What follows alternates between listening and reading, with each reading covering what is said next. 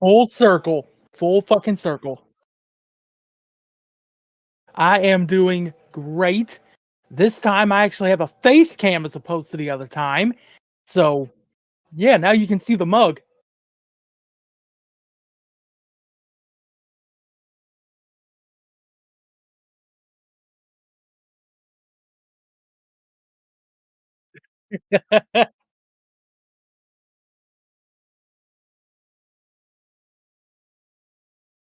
Oh boy. There we go. It would help if I actually added myself into the fucking live stream, wouldn't it?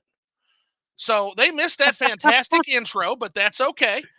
Terminal fucking boomer brain. What I was telling everybody is that essentially what happened here is we are celebrating a interesting milestone. This is actually the first Liquored Up in Live, or I guess we should say that not so liquored up in live, because I had a little bit of a family emergency I had to take care of. So the liquor is just now getting dumped into my gullet, but that's okay because when we party as hard as this guy here parties, it's okay. He's going to make up for it. So, you know him, you love him. He's actually the first guest I ever had on Liquored Up Live, and so it's full circle, is what he was saying.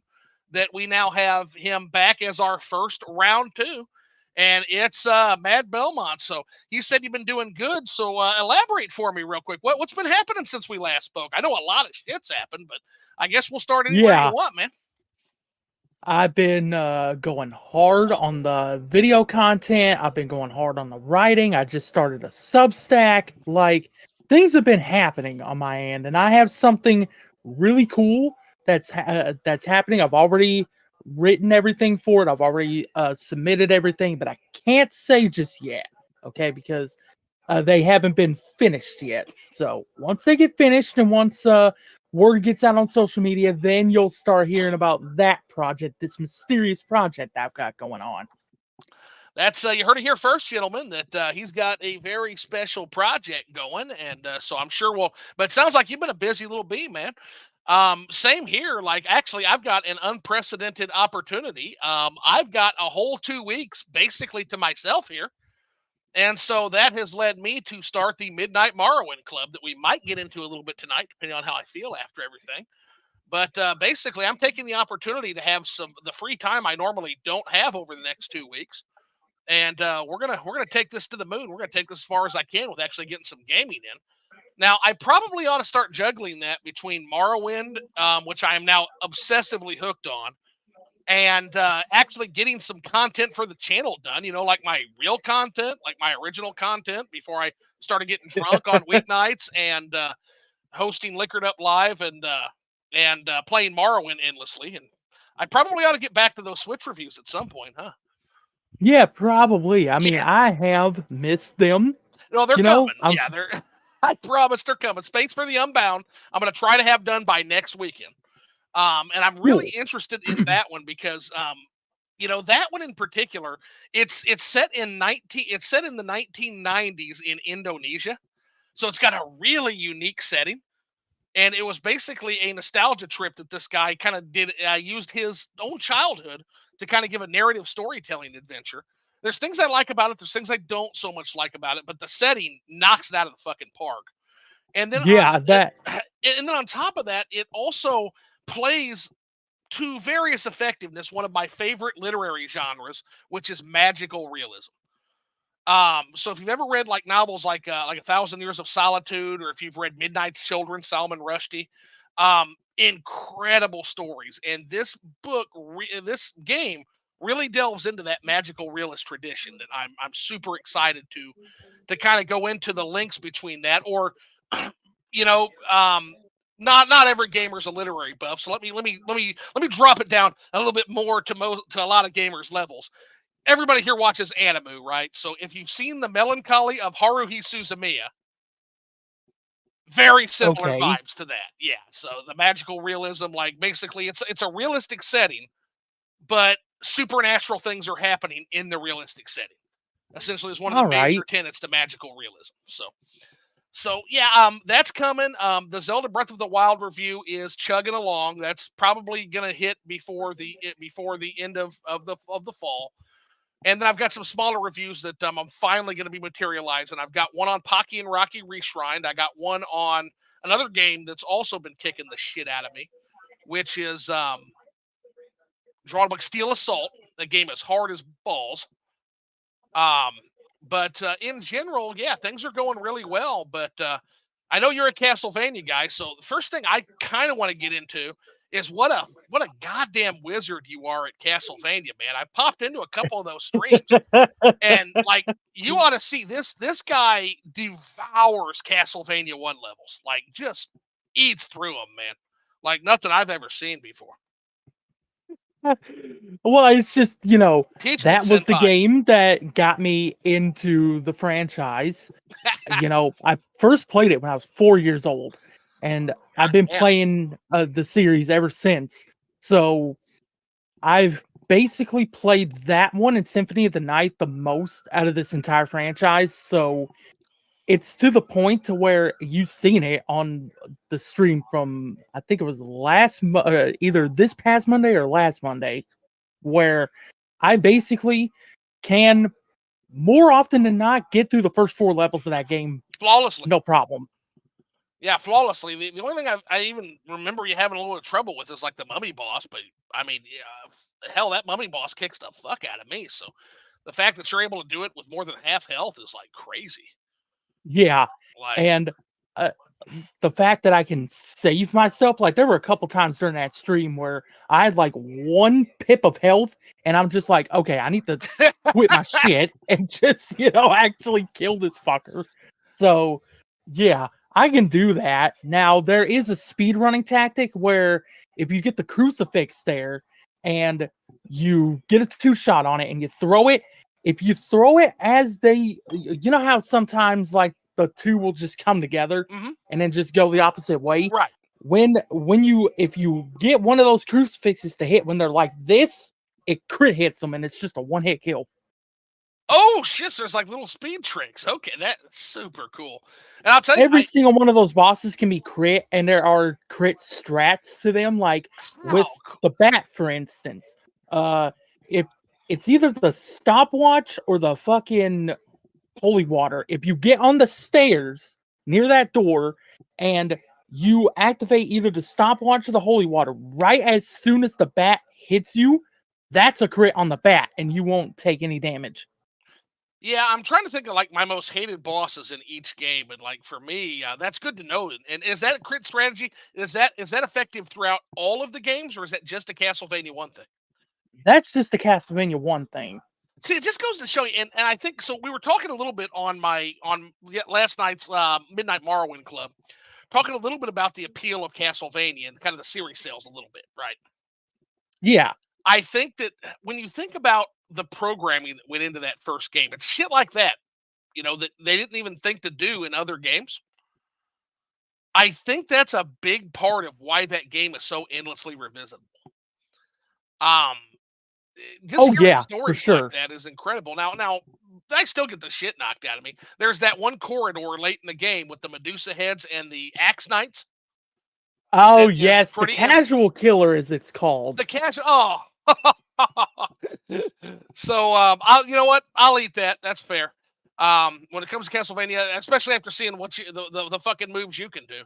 Like you're not kidding. That last name, you're not kidding. You are literally like a fucking Belmont, man. The way you move through Yeah, that man. shit. I mean, Like uh, holy hell. if you watch near the end of that stream, you'll see me just devour that fucking casual killer corridor. Yeah. All you've got to do is like, okay, there's always one that flies in from the back, right? Mm-hmm. So what you do is, or what I do is, I will sit there, I'll jump, and I'll make sure that I get 1 holy water to hit those axe knights because that's what kills them. And if I do that, then the Medusa head flies right under me because I jumped. and it will hit the flame of that holy water, and it just kills it. And then same thing with the other axe knight that's there. Yeah, there's You just several of run them up, you throughout there. jump, you throw the holy water, it stun locks it. It only Okay. takes one holy water to kill those axe knights. Well, I was gonna say And you and holy water, like you wield that fucking holy water like Ripley wields that flamethrower in Aliens. Like you are just a master with that shit. Like it is something yeah, to behold. yeah, I'll tell you. So I have trouble there. I don't actually have trouble with Dracula that much either. For honestly, like Dracula doesn't nah, really kick the shit out of me. Death, on the other hand, that guy's a motherfucker. that's okay. Again, once again with my beloved holy water.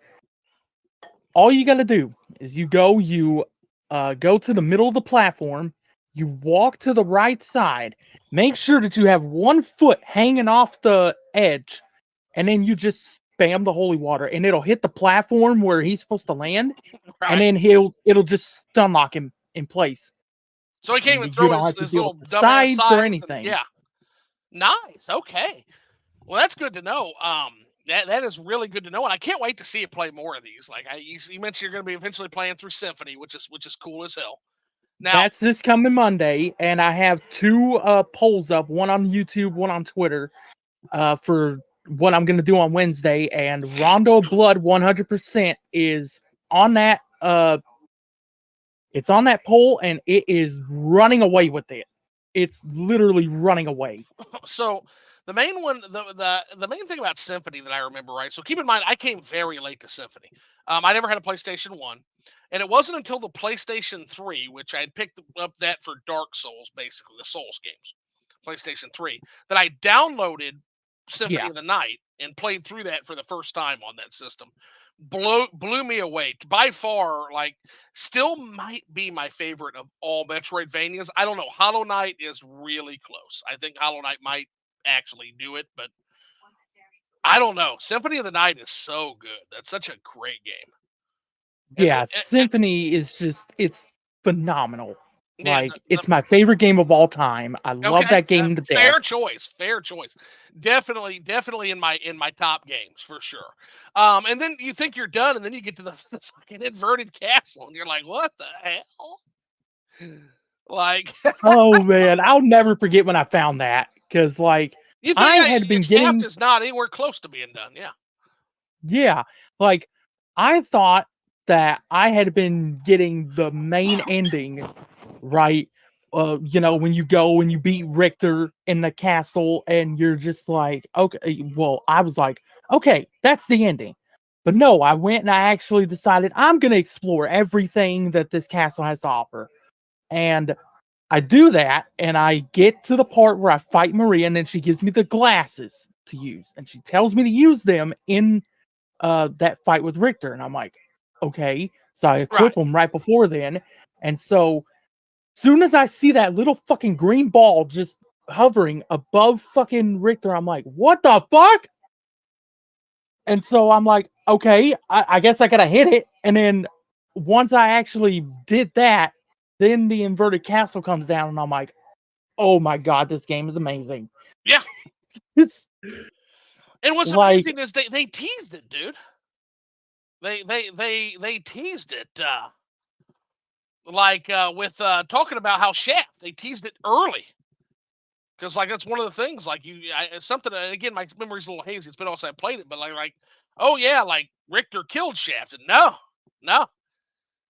Shaft actually won that. It seems like because yeah, he was controlling Richter. nope. He did win that, and he did manage to gain control of Richter, which was just amazing to me, because I'm just like, okay, that gives Shaft a little bit of it moves him up on the villains list a little Kind of bit. Like, beastie. holy shit, he fucking gained control of a Belmont. Yeah, That moves him up a few pegs. kind of beastie. So Rush Dog's in the house. Rad Bash is in the house. What's going on, guys?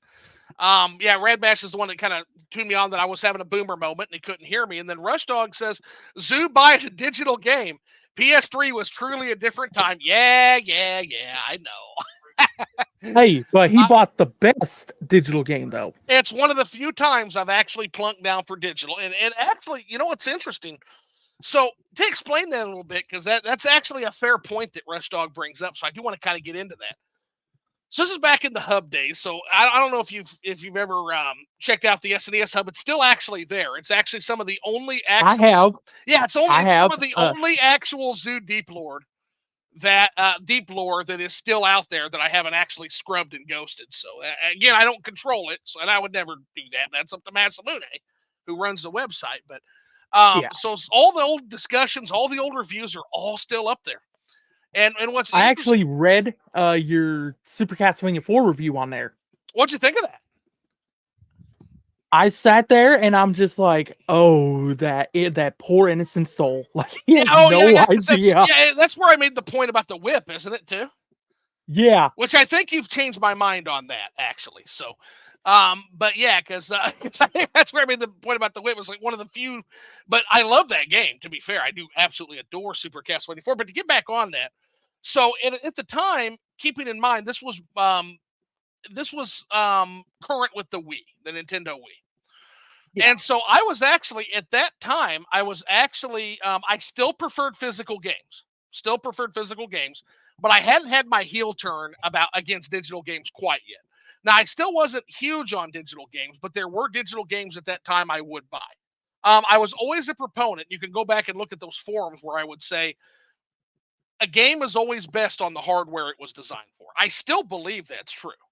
Now I've softened a little bit on ports because the Switch is such a goddamn port machine, and it's so the only way I'm going to play some of these games is I don't own a lot of these systems. But games like Do Re Mi Fantasy, for example, the fact that Do Re Mi Fantasy was available to people on the Nintendo Wii, one of the better marquee platformers I'll for be the back. Super. Oh no, you're good. But anyway, oh, yeah, hold on real quick. He's gonna go. He's got to take a quick, and then we'll get back into that. But thank you for bringing that up, Rush. That's gonna open up a really interesting discussion. And so is your next question, by the way, man. To answer you, and we'll get back to this with Belmont when he comes back. But yes, Rush, I have actually watched the first 3 episodes of the new Vania. I actually was binge watching that shit the last few hours of work today. So we're definitely gonna have to talk about that as well. Very excited about that when Belmont returns. And here he comes now. I think he's coming back, so we're good. All right, false alarm. We're all Okay, good. nope. So we're all good. So basically, so I've always been of a proponent of buying a game on the hardware it's designed for, if you can. Now, Yeah. the reason why I was so excited at the time about the Nintendo Wii, at the time codenamed the Revolution, was they promised something called ultimate backwards compatibility.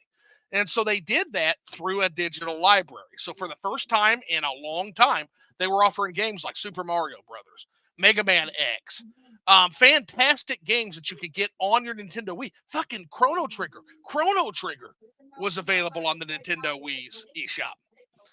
And so at the time, I was very excited about the prospect of where this could go with a couple of caveats.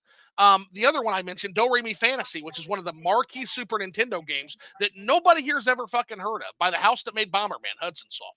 Amazing Oh, platform. okay. All that's available on the Nintendo Wii eShop. Now, I did say at the time that, well, what I expected to happen with the digital games is one, that they would be cheaper, and they were. Like the Nintendo eShop had those at a cheaper price. Symphony of the Night was cheaper on PlayStation 3. So because it'd been out for so damn long. I think I got it for $15 at the time, which greatest fucking steal of all time, even not having it physically. Yeah. But here's what soured me on that prospect. The first thing that soured me was the fact that I did actually invest a little bit in some of those digital games where I could. Now I didn't buy Mega Man X, I didn't buy Super Mario or Mario 3. I already had those games on the old hardware. But there's some games like Do Re Mi Fantasy, for example, Milon no Doki Doki. That game, oh, by the way, also that game's the sequel to Milon Secret Castle, a dog shit game on the NES that produced a superior sequel on the Super Nintendo. So, actual sequel to Milon Secret Castle.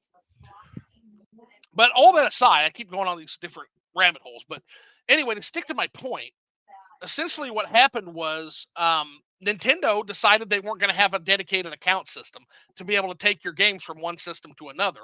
So after the Wii U was announced and when the 3DS was announced, it was very clear that Nintendo decided they were going to stick it in our ass and they were going to make us buy these games every fucking time for every goddamn platform moving forward. And so that was my sign. So I saw it there, and then I saw it with the other systems as well. And I'm like, no, gaming thinks it's special. Gaming thinks it doesn't have to do what every other goddamn industry does. You know, if you buy a digital book, you can typically carry those digital books to every dedicated account you have on that Kindle. Vice versa, can't do that with the Nintendo with the Nintendo Wii to the Wii U. And when that happened, I was so angry about that at that point at that point I had already had my reservations on digital games, and that was the point I made my heel turn and became a physically only gamer henceforth. So that's the story behind that. And I think you can see that. I'm not sure if I stuck around long enough for everybody to watch that happen in real time in the forums on the hub. It might have. I'd have to go back and revisit it. But I might have actually made that heel turn live on those forums. I'm not sure about that. But that's the story behind that. But so Symphony of the Night was one of the last games I actually grabbed digitally before I turned on digital gaming almost entirely. Fair enough, fair enough. Yeah, And I do get that because, at the time, gaming, I guess, just thought that, it didn't have to do what movies and books were doing and still still thinks that. do, Still by the thinks that. way. Yeah, $60 for the same fucking digital game. It still thinks that. It still thinks it's special. Yep, yep. And here's the thing. If I do buy a game digitally, I will wait for it to go on sale. Like, okay, when I bought Anniversary Collection and Advanced Collection here on Switch, Mm-hmm. got them both on sale. I paid like less than $5 for Anniversary, and I paid like $12 for the Advanced. See, and I can understand that. And if you're going to buy a game digitally, that's the thing. You should wait for that, in my opinion. The reason being is you motherfuckers are saving on the production cost of a disc. You're saving on a manual, which you don't make a manual anyway anymore. Who am I kidding? You're saving on the production, you're saving on the shipping, you're saving on the manufacturing. That should be absolutely 100% passed on to the consumers at 100% of the time. If a game is $70 retail on physical, that game should be 60 or even $50 digitally, in my opinion. And if it's not, I'm not gonna fuck with it anyway, because I know that y'all are gonna make me buy the same goddamn game every time I have to buy a new system anyway. So you can go kick rocks. I'm not doing that anymore. But that said, if I'm even gonna entertain it, there better be at least a 15 to 20% discount on that product. So yeah, 100%. You're not special. You're no better than the classical works of literature. Like I can buy a Castlevania game for $30, the same fucking Castlevania I bought 50 times, or I can go buy Bram Stoker's Dracula for $1.99. It might even be free on my Kindle. Now, which is going to Yeah, be the better experience, Belmont? And I don't even have to ask, even though I know you're a Castlevania fan. It's Bram yeah. Stoker's I mean, Dracula. yeah, like, That dude, novel is that is it's such a classic piece of literature that literally inspired the Universal Monster movies that then went and inspired Castlevania itself. So, yes, and I'm glad you see that. See, that's awesome. Let's talk about that before we get into Rush's next question, which I'm excited to talk about actually. But yeah, we talk about the appeal of Castlevania. I know we were talking a little bit about that last night on the Midnight Morrowind Club. But to me, the appeal of Castlevania, if you look, like, a lot of times I will tie the appeal of a franchise to a gameplay identity. For example, 2D Mario has a certain gameplay identity, a certain expectation that its customers have of that game, the way it should behave, the way it should play, the way the gameplay should be implemented, right? Then you've got a game like Zelda. It's the same thing. There's a certain expectation for how a Zelda game should play, and the further the developers get away from that expectation, the more problems they have in the sales department. With Castlevania, I don't actually think that Castlevania itself, although I'm starting to reverse that opinion, and I want to kind of think through this with you. So I've always been yeah. under the assumption that you have a game like Castlevania 1. You've got a Metroidvania like Symphony of the Night. You've got 3D action games like Sorrow, right? Or no, so yeah, what's it called again? Uh, the 3D action games, like you've got Lament of Innocence, Curse of Darkness, Lords of Shadow. Lords of Shadow. Yeah, that's the one I was thinking of, because that's again, you can tell I never played these games because it was not my era. But all those are vastly different games, and yet they do have some form of appeal. All three of those games, as we talked about last night, are million-plus sellers, despite the fact that they're very different. So Yeah, this has led to my hypothesis on Castlevania, that it's not a gameplay identity that people identify with in that series, that it's actually more of a, I think that as long as Castlevania is a gothic themed monster mash, I think it will do well whether it's a fucking turn-based RPG or an action game. yeah. You see, that's what I was gonna go into, and I'm actually gonna go into that in video form because I got to tell people this because I see people in the community saying, "Oh, Castlevania should only be what the classic games were," and I'm just sitting here like, no, okay. Symphony of the Night, fucking Lament of Innocence, getting close to 1 million. You've Right. got Lords of Shadow going over 1 million. Like And as we these talk, are yeah, successful games yeah, that, and as we talked about, man, even though macroeconomically, I think it's very clear, and I'll let you spill the beans on that. I don't want to get too deep into that in the weeds here because I want to let you spill the beans on that. But I think, like we talked about, Castlevania 2, even though Castlevania 1, OG Castlevania, macroeconomically is the bestseller, if we're being honest about ourselves, they're not that far off, even with the population adjustments. They're not. nah, they're really not. And And so that proves to me that it's not tied to a gameplay, it's tied to an aesthetic. yeah, and it's basically medieval times, gothic horror, Mm-hmm. right? Universal monster movie Yes, mashup. That's hell what it yes, the is. mummy, the Frankenstein's monster, the yeah, hell yeah, man.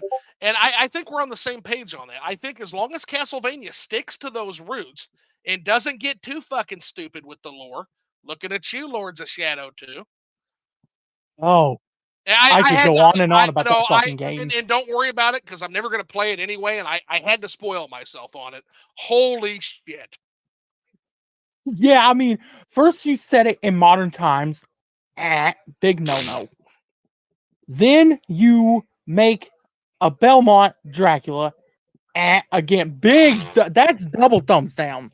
Yeah, that's literally If I had 4 hands, I'd give it 4 thumbs down. Like you absolutely don't do that shit. inconsistent with the lore completely. And then you have Dracula being super fucking weak. That's something you don't do. You're talking about the most iconic villain in the history of fucking villains. Like, he's literally more iconic than any other villain out there. You name a villain, he does not touch Dracula. Period. The only ones I can And think of, and I agree with you for what it's worth, but I'm going to try to play devil's advocate here. The only ones that even come close to me would be like a Darth Vader, and yeah, I don't think he's as iconic as Dracula. I don't. Like no, that's me reaching to play devil's advocate, and you're right, it's not fucking close. Count Dracula has had more of an impact, and maybe, depending on who you ask, Frankenstein or Frankenstein's monster. Depending on who you ask, yeah, they're very different perspectives on who the villain there is. But with Dracula, yeah, because the books there's were no released question. around the same time, and those two villains and monsters have been the most iconic monsters for over a century. Well, their stories are massive ideas. Like if you just break down like Bram Stoker's philosophically, let's look at some of the stuff that was being broken down there. You're talking about one of the first novels where they literally used like journal entries. They used newspaper clippings to tell that story. First-hand accounts, second-hand accounts. It was told from all kinds of different perspectives.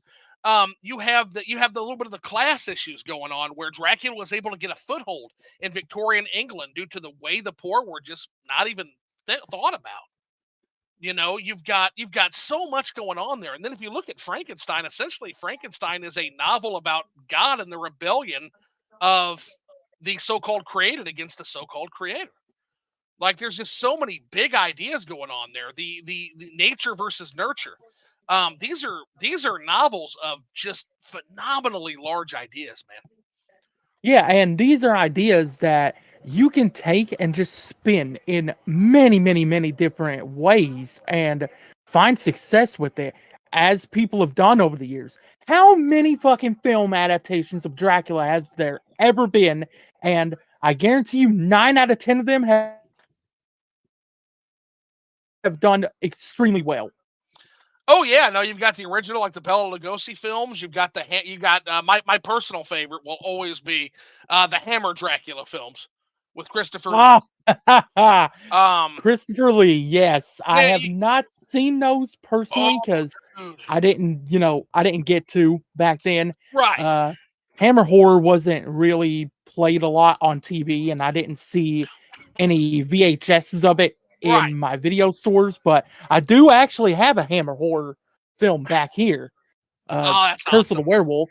Curse of the Werewolf, baby. Yeah, yeah. Hammer horror was good So stuff. Really, really good. Good imports that they gave us.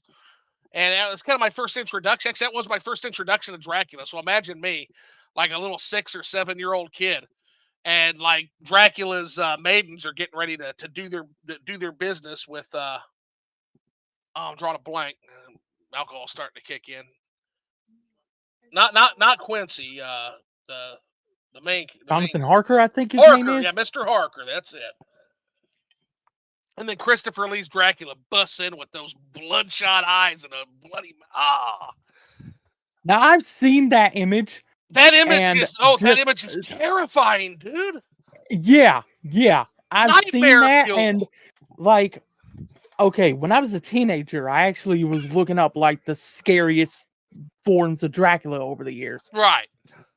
and the first thing that popped up in Google Images was that image of Christopher Lee with the bloodshot eyes Iconic. and the fucking bloody teeth, and I'm just sitting there like, oh my god! And yeah, I screamed that in the middle of my school's library, and everybody's just sitting there staring at me, and I'm just like, what? Iconic. Yeah, you want to come over here and look too? You'll scream too. But yeah, just Dracula, such an iconic monster. And so Rush Dog also says, I love how Bram Stoker's Dracula was integrated into the Castlevania lore with Quincy Morris and the Morris family. Yes. Yeah, Yep. definitely, 100%. That was Bloodlines, right? Yeah, where you get to Okay. play as John Morris. Yeah, who was a descendant of Quincy. Like, right, that was because Quincy was the cowboy who came from America to fight Dracula and to try to get the maiden's hand. And then you had his descendant. That was World War One era, I think. Bloodlines was.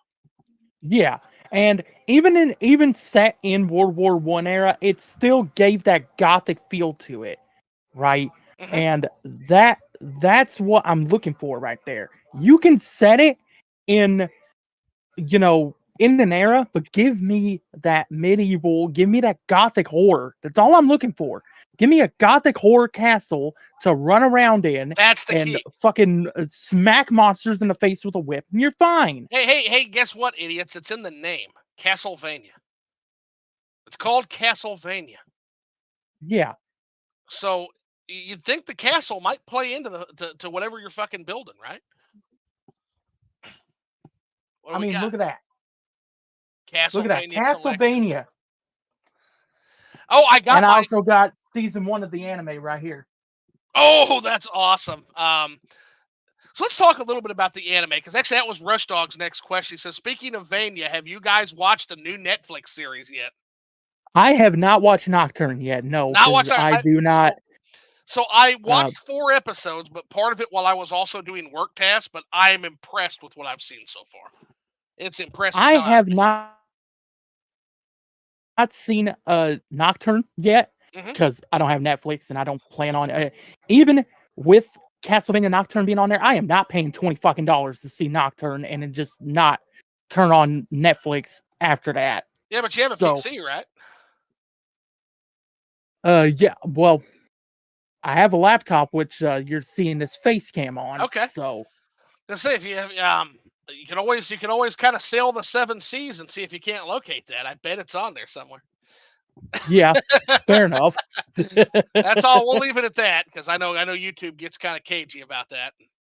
Like I said, I don't give a shit about not like there's any super berries or super chats or whatever the fuck they want to call it. I'm never doing that anyway. But we don't want to get taken down, so I guess we'll leave it at that. But yeah, yo ho ho and a bottle of rum. Although I'm drinking, and speaking of which, that reminds me, I'm drinking Blanton's tonight. And what are you drinking, Belmont? I'm drinking Bacardi. I have their rum punch right here. Put it in a water bottle. So He yeah, promises that's punch, guys. So it is punch, but it tastes like fucking piss. it tastes like it looks like piss. I'm not gonna lie, but so what do we give it out of 10? What are we giving that punch? Uh, I'm giving a solid 6.5, Six just and a half. because of the Okay. aftertaste. The aftertaste, like, okay, when I get the initial taste, I'm like, okay, that's punch. But then when the rum kicks in afterwards, Yeah. it's super fucking strong, and I'm just like, nah, man. Okay. Yeah, It would have been an 8.5 if it wasn't for that aftertaste. so I'm drinking Blanton's tonight. It's my favorite. It gets a 10. I mean, who am I kidding? It's fantastic. It is the best bourbon on the planet. And Pappy stands fight me. Um your drink is overpriced and your drink is overrated. Blanton's all day long, baby. Not that said, Pappy's is very good too. Fair enough. I haven't tried either one of them. Yeah, I think the you're most more, yeah, you're more of a expensive. rum guy, right? I'm actually more of a whiskey guy, Whiskey, because okay, yeah. So I live bourbon in is. Kentucky, the land of the whiskey. Oh, are you kidding me? Belmont, Not at all. I'm glad to hear that. So maybe there's something you can do for me, homie. Keep your eyes peeled on your shelves for bottles of Blanton's because you're going to see it more before we do.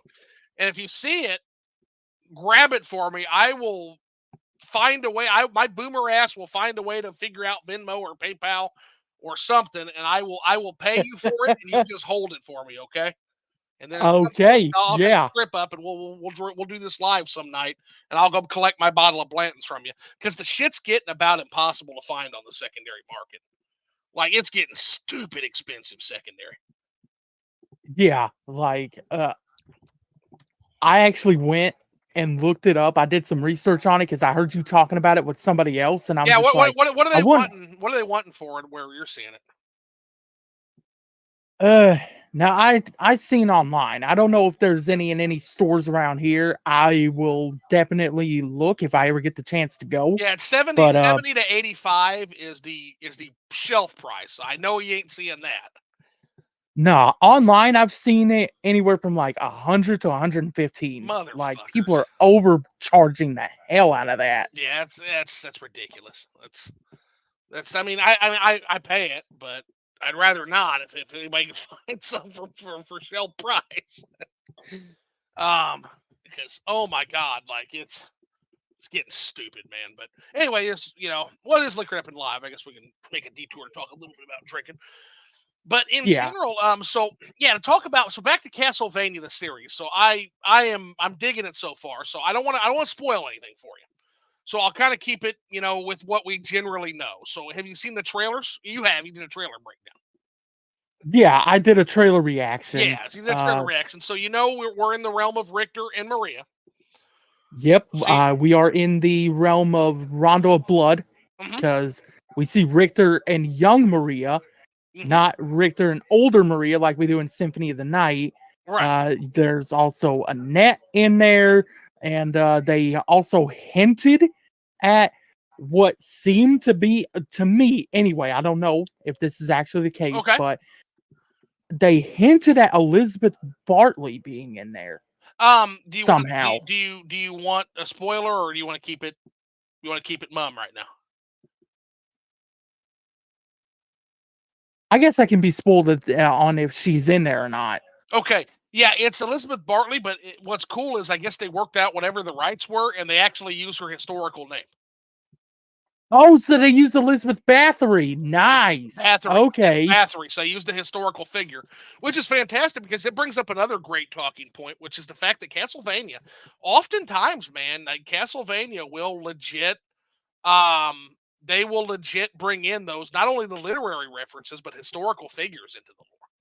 And I've Yeah, always loved like that too. Like if you want to talk about a ghoulish fucking bitch, man. If you're gonna bring somebody in that, if you were to tell me name three historical figures that would have actually been vampires, like okay, you're gonna have Vlad Tepes, of course, but yeah, right fucking behind him is that bitch. yeah. She was a And then ghoul, man. and then you've got them bringing in Carmilla from the actual novel Carmilla, Uh huh. which I didn't know about that until my first guest on my podcast actually told me about that, and I'm like, "Oh my god, you're right." But I mean, have you done any deep dive into Bathory, like the historical figure? Do you know what that bitch did? Yeah, I do. And she did some fucking wild shit. Oh Some my wild god, shit. dude! Like this girl would literally like she would slow torture virgin women and like bleed them, and she would bathe in their blood because she thought it would make her younger. Just an absolute ghoul. Like Hmm. literally, like legit, one of the most evil people like ever to live. Like, holy hell, you know, man, I can't even imagine. And to bring that person in, like again, like if you tell me which historical figures are vampires, like if we had real vampires in real life, yeah, she's absolutely going to be like number two in my head. Yeah, Like easily. not even close. Like in terms of like the weird blood shit with rulers. Like yeah, it's we have Vlad Tepes, like her, and shit. I don't know who number three would be. Carmilla. Yeah, Carmella. Yeah, yeah, Carmella. Which I liked her portrayal in season one. I thought they she was pretty chilling too. Yeah, Like yeah, I liked Carmilla in season one. it just goes to Uh, show you, like there are people that are certainly eviler in this franchise than Dracula. Maybe not as powerful, but certainly more evil. Like oh yeah, for sure. like Dracula was actually pretty measured. Well, I mean, aside from the insanity and wanting to purge humanity, of course, but compared to like Carmilla, who literally wanted to make cat. Yeah, modern Silicon elites are into blood transfusions from younger people. Yeah, yeah, some of those. Yeah, we could definitely agree with you on that. That yeah, some of our Hmm. modern day billionaires are certainly taking a page from historical vampires. Like certainly, yeah. There's some weird. Like, did you ever see that? There's that weird guy who's literally taking blood transfusions. He's literally sucking the blood out of his own son. Yeah, Did you see like that shit? that actually gave me an idea for another book. Okay, Actually, because I saw that and I'm just like, oh, somebody's gonna make a book about that, and it's gonna be me. yeah. Or it's just like, and not to get into tinfoil hat territory or anything, but I have to wonder, like when I hear like what was his name, David Rockefeller, right?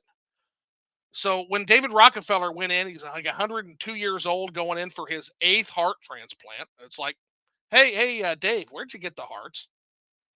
Where did you find eight hearts when your average person can't find one? Now the answer is money, of course, but like it makes you almost kind of wonder. It's like, okay, like not to get into tinfoil hat territory, but if you're on your eighth heart, buddy, if you're on your eighth ticker, it might be time to let someone else have a turn that's not 100 years old.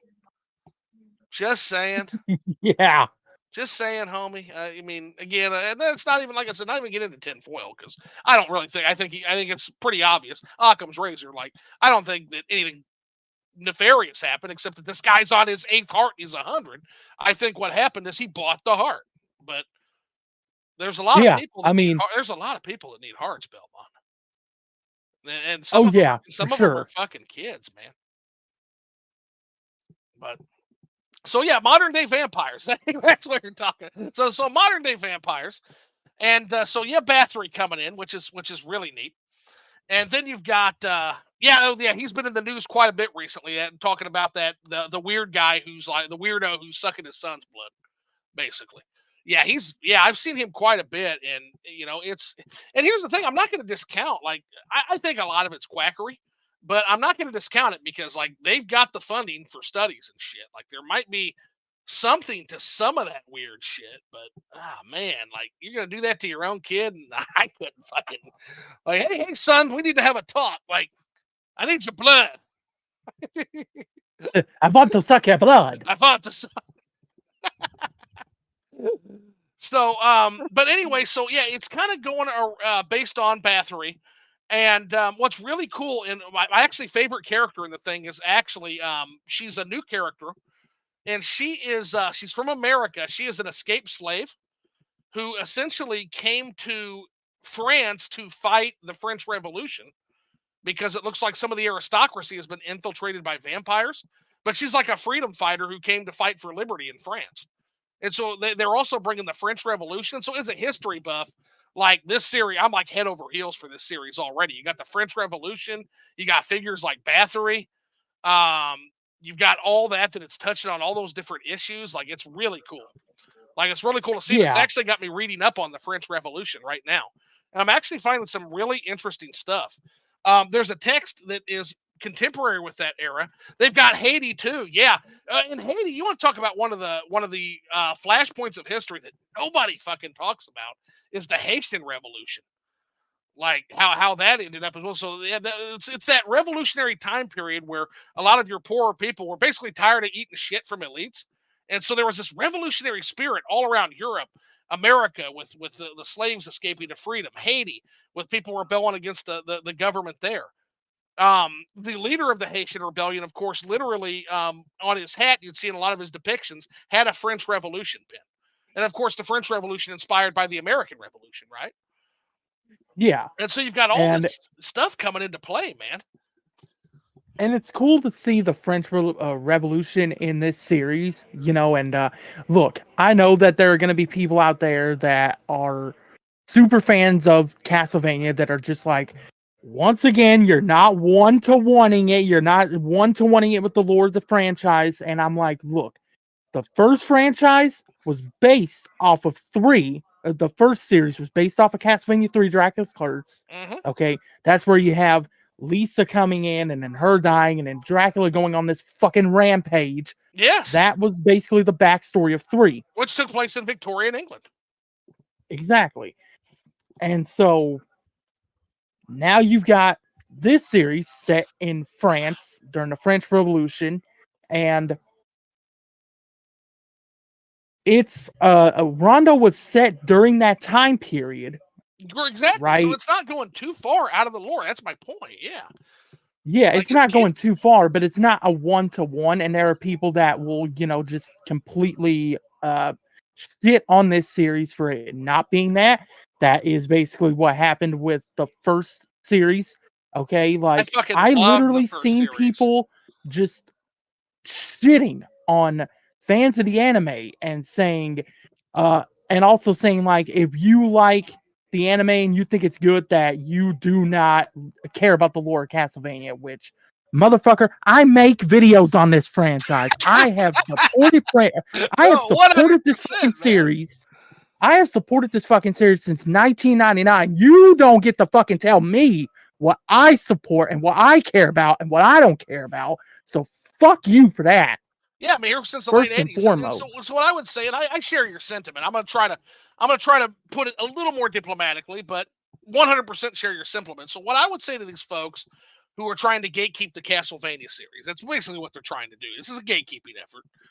And my message to the gatekeepers for Castlevania is my message to all gatekeepers, because gaming has a real gatekeeping problem in general. I guess we should kind of speak on this too and kind of make my position clear on this, as if I haven't already. I'm going to pretend like I haven't, because it's not like, yeah, Mungunzo has opinions. What a fucking shocker. But you're damaging your hobby. You're damaging the thing that you supposedly love. So you don't like the Netflix Castlevania anime. Okay, so you don't like it. I get it. Please understand that this is the most exposure that Castlevania has ever fucking had anywhere. More people will watch the Castlevania anime than played any of the goddamn games. And more people will be interested in playing your games that you supposedly love so much because of the anime. And I'll leave it at that. Both of these series are going to lead to more game sales because of how much passion that Netflix is putting into it. Okay. And yes, even though it's not a one-to-one adaptation, there's still love and care put into this series. Both of these series. So people are gonna see that, and then they're gonna go, and then they're gonna at least look up the games. Will they play them? Probably. Probably not. Okay. But at least they're gonna look into them. Okay. And this series is one of the most niche fucking series out there. Period. It's more niche than fucking Metroid. Okay.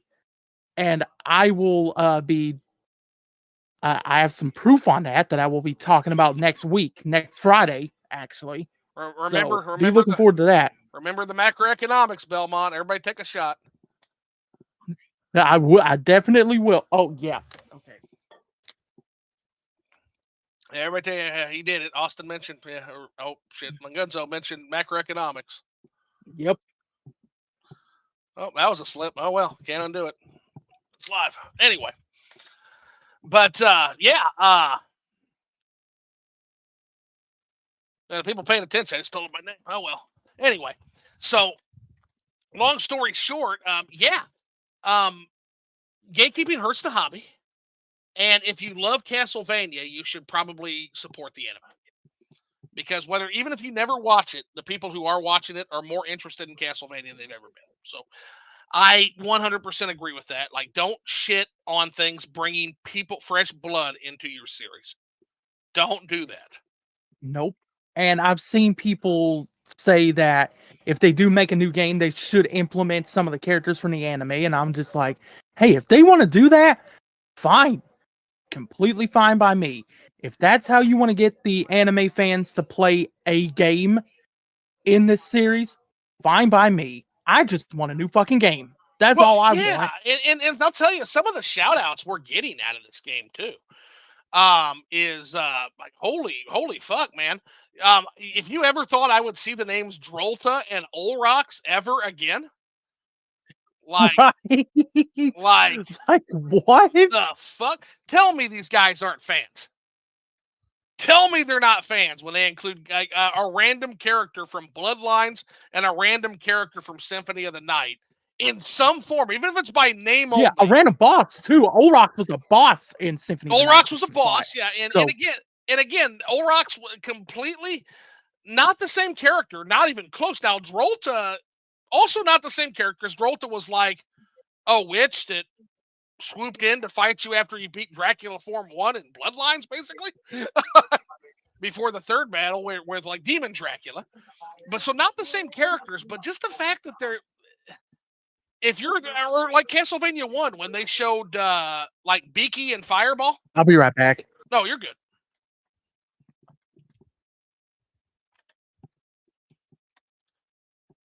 Like, you're not going to put those guys in and tell me that these guys aren't fans, you know? So let's see, take the chat while he's taking a look here. And yep, not new in the chat, so we're good. But yeah, you've got Beaky Spear guy and Fireball Demon Wings guy in season 1, like the dynamic duo. I can't ever remember their fucking names, but these are obscure characters. You're not going to put these characters in. And then you have a reference to Leon Belmont in the original series. Like, yeah, clearly they play fucking Lament of Innocence. And the fact that they selected Trevor as their first Belmont when Simon's the most well known, like they obviously. That's because it's based in that's because it's based in CV3. So right, that's why they went with Trevor there. And Sifa, and which is one of my favorite characters in the series. So now let's talk about. So you mentioned that Castlevania is niche, and I do think you're right there. But what's interesting is Castlevania is one of the few series that I've actually seen as niche, and yet it's remembered fondly enough to where it gets spin-offs that often do close to as well as the original games do. And so I guess my question for you is, have you played games like the Curse of the Moon games, Bloodstained or Ritual of the Night? And what do you think of that? And does it hold up to Castlevania's legacy in your mind, or does it have some flaws? Actually, hold on. I have played them all. I have them all. Okay. You can see, Right there. There's my copy of Ritual of the Night. Yep. Come on, you know I had to have this. And I did buy and I played Curse of the Moon 1, and I played a little bit of the first level Curse of the Moon 2. So let me get into this. Okay. Curse of the Moon, that game is basically a it's basically a CV3 clone. It's Right. side-scrolling action platforming. You get to play as multiple characters, and there are different ways to go about the levels. You know, there's branching paths within the levels and stuff like that. So So it's Castlevania very 3 like. CV3. Yeah, very CV3 like. Absolutely. Both of them are. And of course, this is Symphony of the Night-esque. Now, I feel like this is the closest thing we are ever going to get to a sequel to Symphony of the Night. This is the closest thing we're ever going to get to it, and that's because Iga, the man behind Symphony of the Night, made this. It's basically So, a sequel in all but name because he can't use the name. nah, he can't use the name. Like you can clearly tell. So I guess, but how well does it hold up to Symphony?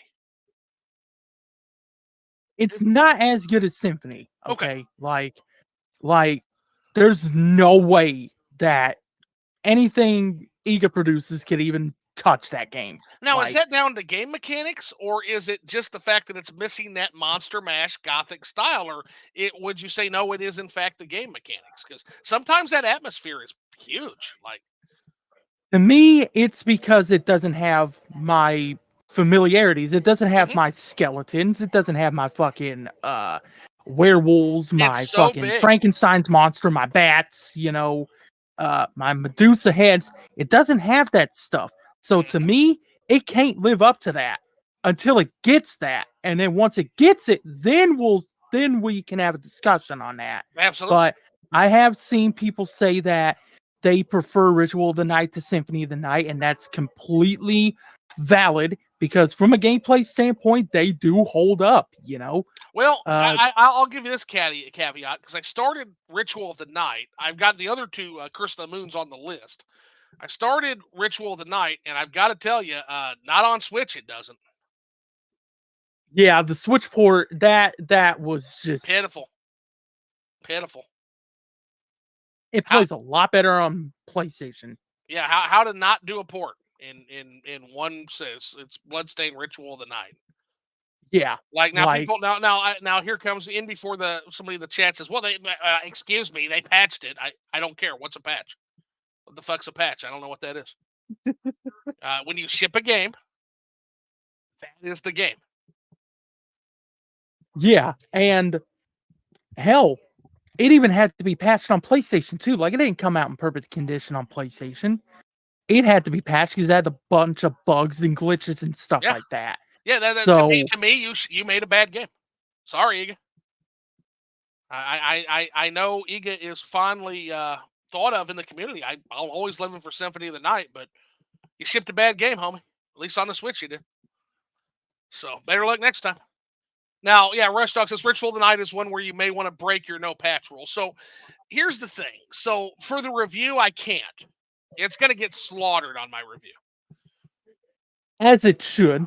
But for my own sake, like, I guess, how good are we talking, guys? Like, how good are we talking? Let me see. Is it worth playing twice? Once painfully and once the good way? Yeah, I think so. Okay. I think so. Because So what I've played on PlayStation, I haven't discovered all of the map, but it's been a fun game to experience. Yeah, with all the patches in place and everything. Yeah, even if I want to break my rule, like I've got to wait until the review's done. Just like Breath of the Wild. I got to be real with you guys. Breath of the Wild had, before the patches. Even on the new edition of the game I've got, like Breath of the Wild has some serious stutter, man. Yeah, I noticed that when I played it. Dude, you go to Zora's Domain and that thing, there's times where you might as well hang that thing on your fucking wall. It's like 0 FPS. Like, not even kidding. Like, that's a portrait. That ain't a game. That's a fucking picture on your wall. That is a slideshow when you go into Zora's Domain. Zora's Domain's bad. Now, I understand. Excuse me, the patches made it better. I don't care. You get one the game I'm reviewing. I'm going to tell you, like, now you can go do your research and say, okay, there is a patch that makes it better, but I'm reviewing the game you shipped. That's what I'm reviewing. So whatever game I pop into that cartridge in airplane mode, that's what I review. Full disclosure. So yeah, there's some games that are just going to get really bad reviews. There's games like Grand Theft Auto Trilogy. There's games like The Outer Worlds. Um, these are bad ports. These are genuinely bad ports, and they're going to get told about themselves. Yeah. Now, a couple of good ports from what I hear is Doom 2016 and Doom Eternal. Both. Those two ports are pretty good, apparently. I've run all the way through Doom. It was one of the first Switch games I actually completed. Fantastic port. I look forward to eventually giving that a review treatment. I hate the games because I came to this project very late in the Switch. I'm like, fuck it, I'm gonna start reviewing Switch games. And I hate it because there were so many I completed, but I completed them years ago. And so now I gotta fucking go back and do them again. But here's the problem. I lost that initial playthrough. And so I gotta disclose, hey, second time through it or whatever. Just like with Xenoblade, that was my second time through. First time on the Switch, but second time through it. And I got to tell you, it does lose some of that magic on that second playthrough. Now, Eternal, I played a little bit just to check to see how my physical cartridge held up. Eternal is fantastic. I think Eternal got a little big for its britches, though. Again, I haven't finished it, but from what I can tell, I think it lost some of the. I don't know. I want to call it the visceral nature of Doom, which is like, okay, the levels were always big in Doom and they were expansive, but there's a lot of platforming in Eternal, and I'm half wondering if that takes away from the experience of running, chainsawing, shooting, flame throwing, and ripping the gullets out of demons. I won't know till I finish. I definitely see where you're coming from there because I played a little bit further on PS4. Yeah. And there were times where I'm just like, yeah, like there's too much platforming. Like, right. let me fucking rip and tear. But when they do, they fucking do. And right. you can just do some crazy shit in that game. Oh yeah, I've seen. I can't wait. Like, that's what I'm gonna have to do a shooter once I get done with this glut of RPGs. I got the Persona 5 review too. I'm still working on. Yeah, once I get done. Which, by the way, did you play Persona 5? Did you get a chance to play that? I did back in 2017 when I did play Holy it, shit, and man! That one, that one sticks with me. And the more I think about it, the more enamored I am with some of the ideas behind the game. You're probably gonna be like, what the fuck whenever I do this. But let me explain, okay? So before I played it, I had people telling me that this is the best RPG ever made. And they kept telling me, take the best RPG you've ever played and times it by 100, and then you've got this game. Nope. Okay, so I went in with that mindset. Nope. And I went in with that mindset, and I'm like, okay, fair enough. I went into it. Most overrated fucking game I have ever played in my goddamn life. See, they set you up for failure, man. Most overrated game I have ever played in my fucking life. Like, that first dungeon with Kamoshida, grade A shit. Grade A. Kamoshida is literally in probably my top 10 villains ever in a game. He's definitely in my top 10 RPG villains, that's for sure. Holy hell, fuck man. that bastard. No, that guy, he had a personal connection to you and everybody else in your school. He was menacing. He was lecherous. He was vile. That guy, that is a villain. And you know what really, and I'm glad you mentioned that dungeon off the bat, because yeah, I would say first and foremost, anybody who says that's the greatest RPG of all time, let alone times 100, get the fuck out of here. You're not 100 times Final Fantasy VI. You're not even a Final Fantasy VI. You're not Chrono Trigger. Fuck. You're not even people fucking set Fantasy me Star up. 4. But like, people set me up to hate that game. They set me up to hate that game right then and there. So my problems with Persona 5 are as follows. I think they added too many tools. At least I played Royal, so maybe the vanilla game might have thrown some of these out. But I think you got way too many OP tools and maybe I was just diligent in doing some of the confidants.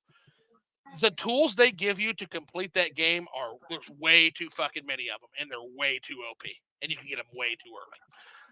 It makes the game a cakewalk. I think the entirety of Act 5, I think the entirety of Burgerland, we'll just call it to not spoil. I think the entirety of Burgerland and the weird little slap fight between you and Morgana that literally served no purpose whatsoever except to derail the narrative for 2 weeks and put you on rails for 2 weeks was just fucking ridiculous. I hated Burgerland with a goddamn passion that almost made me quit the game. It's one of those great games that I literally. By the way, you want to know what the other one is? It's Breath of the Wild of all things. Breath of the Wild pissed me. One of those games that has one area. Yeah, one area that almost makes you just quit. Drives you up the fucking wall. The Yiga clan base. Yiga clan base and that, and then in one of my favorite games of all time, which is Ocarina of Time, fucking Water Temple. Both of these to that level. You see those middle fingers, Yuji Aonuma? You see that, Aonuma? Glad you're doing better now, buddy. Yeah, those are for you. Those are for yourself back in 1997. That's why your game lost to Final Fantasy VII in sales. That's why. Actually, it came out in 98, so it lost to... It came out in 98, so it lost to Metal Gear Solid that year. Did Metal Gear Solid outsell Zelda? I would assume so. Well, the reason I use the Final Fantasy VII is that's a direct comparison for a fantasy series versus Zelda, versus the Nintendo Fantasy series. I'll find out if it did or not. And keep in mind the fact that Zelda always sold strong in the West, whereas Final Fantasy never did. And then all of a sudden, 7 sells like gangbusters in the West, and then Zelda does good. Well, that's because Sony basically ate up Nintendo's market back then. To be fair, yeah, I think there's a real argument with that, and that was OJ's argument with why Mario World dipped too. If you saw that discussion, OJ had a great counter to that point too, which was, hey, wait a minute, man. You got to consider that Sega Genesis literally took half their fucking market. So absolutely fair. You know me, I can't miss an opportunity to grouse about fucking Aonuma 3D Zelda. Yeah, for sure. I will do the research on if. Well, I mean, it should be easy. On if Metal Gear Solid outsold that game. Yeah, because that's a direct comparison. I'll do the research on it later, because if I do it now, my poor laptop is just gonna. Yeah, it won't be able to handle it. Oh yeah, that's what I wanted to show you while we're on air. Let's do a simple macroeconomic adjustment real quick. I told you I'd walk you through that last night. So pick a Castlevania game for me. Let's go with the OG back on the okay. NES. And that game sold 1,110,000 copies. Okay, so you got the actual number. And where do you derive that from? Just so I know. I got it off of a site called VG Charts. VG Charts is fine. Yeah, VG Charts is fine for older games. About as close as we can get with some of those. And my other question, is that the sales total or is that sales on NES? That's just on NES. Perfect. There is a Game Boy Advance port that adds to it, but I'm just going off of NES. You did the right thing there, so we're perfect. What year did Castlevania come out? That was 86, right? 86 in Japan, 87 in North America. Let's use 87 just to be as fair as possible.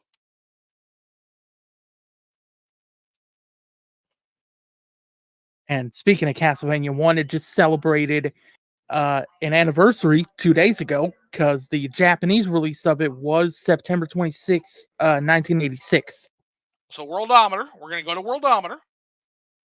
Is the site I use for this. World population by year, and that's booting up. And so in 1987, we had 5,040,984,495 people, okay? So now we're going to do a percentage calculator. Percentage calculator is what I type into Google. And we're going to pull that percentage calculator, and we're going to put that number in the from category at the bottom of the percentage calculator. And the question asked is, what is the percentage increase or decrease from blank to blank? So we have that. We have our first factor in there, okay? Our first Yeah. variable. Okay. Now we're going to look at that world population again and pick another game, and we're going to compare the sales to. Pick another game that you know of. Let's do Symphony since Okay. that was big sale. Or no, let's do Lords of Shadow. Yeah. Lords of Shadow. Now, I am pulling both the PS3 and 360 sales together, We need the total. Yep, we want the total. which is 1.77 million. Okay, keep those numbers in the back of your head, okay? What year did Lords of Shadow come out? 2010. 2010. Okay. There were 6,985,603,105 souls in 2010, roughly. So that gets plugged into our second variable, which is the 2 number.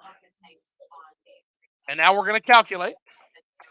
So there was a 38.57% population increase from those 2 years. Okay, so with that in mind, we now know what we are doing here. What is Castlevania 1's original sales? Castlevania 1's original sales was Total 1.1 million. So 1,1,0,0. It was one of 3 games in this franchise to eclipse a million. So 1. 3 out of 30. Yep. So 1. So now let's see. So let me make sure I got the right zero count. It's always important. So 1, 2, 3, 4, 5, 6. Let's see. 1, 2, 3, 4, 5, 6. You can tell the alcohol's kicking in. Yep. So there it is. Okay. So we got that number, but I plugged it in the wrong place. The alcohol definitely kicking in. There it goes. Okay. What is 30? We're going to round up to 39%. What is 39% of 1.1 million? It's 429,000. Now, from here on, Belmont, the math is very simple. You know what comes next? We're going to add 429,000 to 1. Do that 1.1 million. 1.1 million. And the end And result? so that makes 1,529,000. Now, what did Lords of Shadow sell? it sold 1.77 million. Okay. In 2010. So in 2010, so Lords of Shadow, so that would make by population. So that surprises me, actually. There wasn't that big of a population increase from up to 2010. So Lords of Shadow, percentage-wise, Lords of Shadow is going to be the best-selling game of all time when adjusted for population. But we're not done. Now we got to look at some of the unknowables, right? So Yeah. now we got to look at there was an Iron Curtain. So Castlevania was not going to be available to much of the world. Eastern Europe, China, any territories that the United States or Japan were refusing to trade with because of the Cold War. They're out. Huge swaths of the market did not have access to buy Castlevania. In 1986 and 87, nobody knew what the fuck a Castlevania was. So you had brand recognition that wasn't there. It was a cold market to Castlevania because there was no Castlevania. So it did all that from scratch, not having any brand name to build off of. You've got the surging economy, which actually probably aided Castlevania. So that's probably a point in favor of Castlevania, not so much because 2010, you got to keep that in mind too. 2010 was 2 years removed from the Great Recession. So selling that amount of games, that's actually, I would put that in favor, the economy wise, whether the economy was hot or cold, that's going to favor Lords of Shadow, right? Yeah, for Because sure. Lords of Shadow selling in 2010 is more impressive than selling in 1987, which did have a surging economy. But you have to balance that with the fact that the Iron Curtain was still up in 1987. And you have to balance that with the fact that it had zero brand recognition. So all in all, the question we have to ask ourselves in analysis, because you're going to have to fucking pay me if I'm going to do an analysis that deep and actually do yield curves. And now we start getting into like the nerd math stuff that I get paid to do, and I'm not going to do it for free. But if you factor all that in, the question you have to ask is, with all those factored in, could you make up another 300,000 sales to Castlevania? I think you could. I think a serious argument could be made without actually sitting down and doing the work that it just China and Eastern Europe alone, and just with brand recognition, if Castlevania had brand recognition in 1987 alone, I think it would do another 300K at least. Oh yeah, for sure. So I think that when all factors are considered, I think that Castlevania was probably the best-selling game of all time. But just doing the population increase, which again shocks me, it looks like Lords of Shadow takes it. Yeah. And in 2010, again, it's very impressive because you got to remember in that year, we're 2 years We out. were 2 years removed from the Great Recession, And which I tell you what, that was still hard times for a lot of people. it was for me Certainly in the because gaming. because I've always grew up poor. I'm still poor right now. Right. You know, that's why I'm grinding as hard as I can on the videos and on the writing so that I can get out of this situation. And that's the thing. I can respect that. Like I go kind of hard on in terms of me saying, hey, I'm never gonna, no matter how much I monetize this, and I don't ever think it's gonna even get that fucking big. But I always say, like, I don't care how big or how small this stays, I'm not monetizing shit. But keep in mind, folks, that is a relative position of privilege that not everybody has. So for people who are trying to do this for a living, please understand, there's no malice toward that. One of my best friends on this platform, OJ from Player Essence, literally does this for a living. It is his job, and he does a pretty good job at it. And I don't Yeah, begrudge. I love Player Essence. Like he's Player Essence one is of my favorite Nintendo channels dude, on Player Essence YouTube. is such a good dude. Player Essence, you, Jay, Brandon, Okay, Caesar, you lumping Brad me in Bash. with those guys, like that just humbles the shit Dude, out of me. I love all you guys. I love all you guys. And if Mandy, I could go on. Everybody in the Cold Nights Discord, like they're all fantastic people. Oh yeah, for sure. Like, all of This them. Discord is the coldest Discord, is the best Discord I've ever been a part of. And I've been a part of some good ones. Yeah, anybody who gets an invite to that, count yourselves fucking lucky. It's phenomenal. And then Rush Dog, he doesn't make content, but yeah, Rush Dog has known me longer than just about anybody. Oh, you're right about that, Rush. I think you're right about that. He just said, didn't China have a console ban in 2010? I think they did back at the time. I'll be damned. I'm pretty sure they did. No, he's right. Time. He's right. No, he's right. We talked about that in the hub because China didn't lift its console ban until 2012 at the tail end of the Wii's lifespan. 77 million for Lords of Shadow in 2010. That is hella impressive. God damn.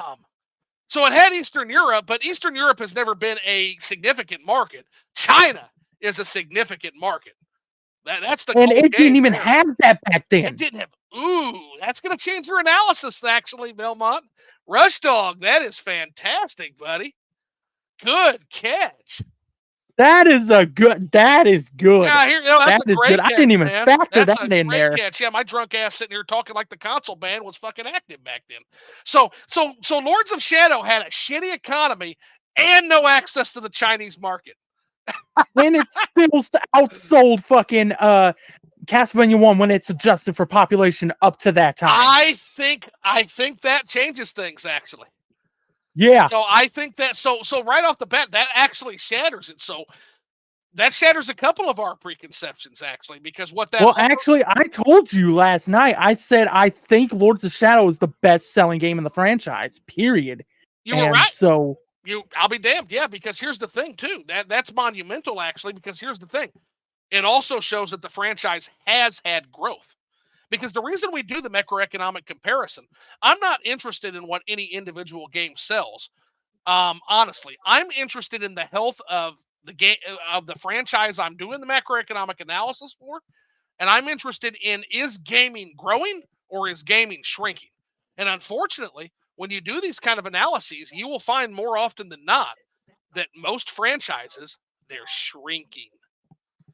But Castlevania, at least up to 2010, was not. That's what that proves. Yep. Now, I definitely think that Lords of Shadow 2, 4 years later, definitely had a hit on that. Lords of Shadow killed it. Yeah, Lords of Shadow 2 killed it, man. Killed it.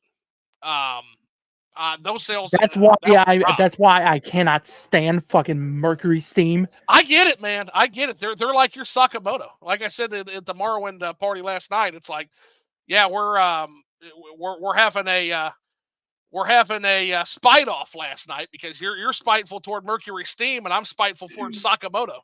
And it's Now like I will say both these this: they did when they team up, they did good. great for Metroid. When they They teamed did up, it great was for fun. Metroid. Yeah. For some reason, I guess maybe the suck balanced each other out and we got dread out of it. I don't know. Maybe Sakamoto's suck balanced out Mercury Steam suck, and we got a damn good game somehow. I don't know. Clashing suck. I honestly think that they always wanted to do Metroid, but they got Castlevania as like a consolation. Now here's what baffles me though. Like, didn't they also do Lords of Shadow 1? They did do Lord Shadow So how 1. does that happen? How do you shit the bed so bad in your second outing, man? How does that happen? Well, there were reports that they wanted to do like a unique IP, right, with that concept, with that Lords of Shadow concept, but Konami said, why don't you put Castlevania over it? So they did. And Rush is making bangers tonight, man. So says Nintendo always keeps Western devs on a tight leash, which is true. Nintendo is very careful at managing their Western partners. And then look at Nintendo managing Rare versus Microsoft managing Rare. Yep. Bingo, exactly. So yeah, 100%. Look at Rare's output after Nintendo, and then look at their output before Nintendo. And you got to remember who Mercury Steam was partnered with. They were partnered with Konami. And we all know Konami gonna Konami because Konami is the worst, to quote Jim Stephanie Sterling.